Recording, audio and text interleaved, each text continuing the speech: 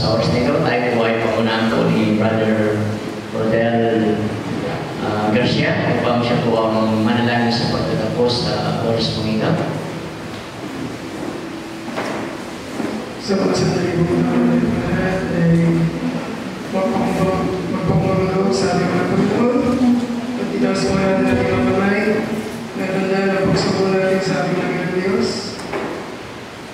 Ang maraming banal ng Diyos na makapangyari sa lahat, aming awag nasa langit, yung Diyos na nagmamahal sa amin.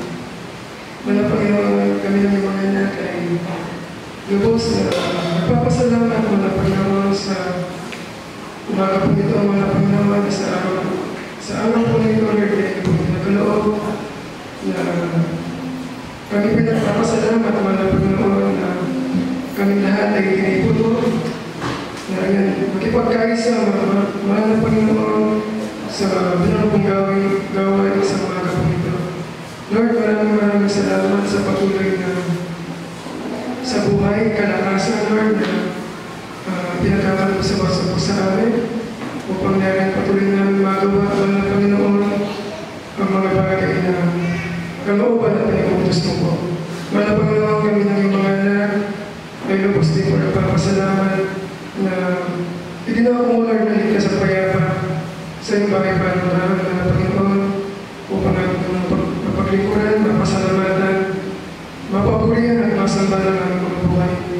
Lord, maraming salamat sa lahat ng iyong mga anak na malayang nagpapagamit sa iyong mga Panginoon, sa iyong ubasan mga Panginoon, nariyan ang iyong mga awit, ang iyong mga panunod mga Panginoon, ang naging mga emphasis mga Panginoon, sa lahat ng mga patotoo, mga pinapototoo, Lord, ng aming mga kapatid na napagpala po mga Panginoon na bawat isa ng mga anak na sa gayong kalagayan o pagsubok, problema ng kanilang napagdaraanan mga Panginoon na tunay na kasama ka lang palagi mga Panginoon.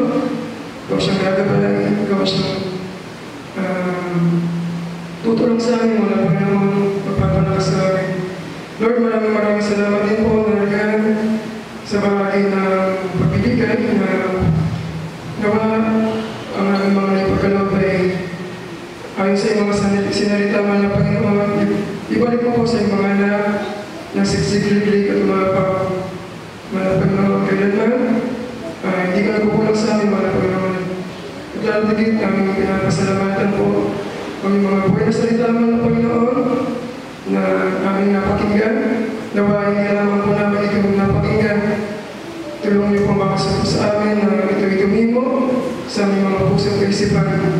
At patuloy na bigyan kalakasan, Lord, na bawat isa po sa amin na nawa ito'y aming may isang pamuhay mga Panginoon sa aming mga buhay.